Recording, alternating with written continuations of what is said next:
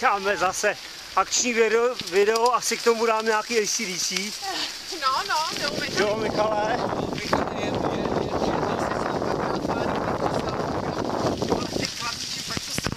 Ale je to ztracený.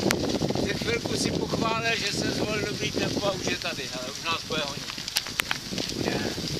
On točí. Já točím a možná i lehnu za chvíli. Já to zrychlím pak, jo, aby to vypadalo trošku že jsme se neflákali.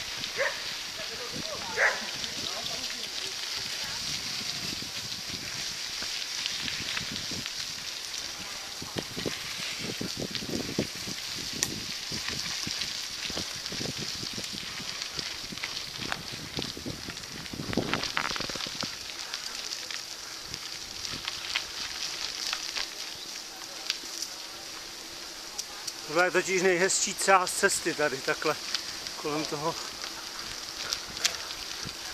mlejna.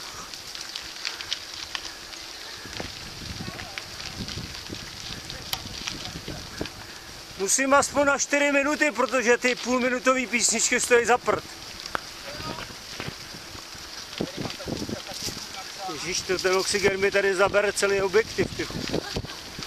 To už není žádoucí. Asi není línej se nažrat.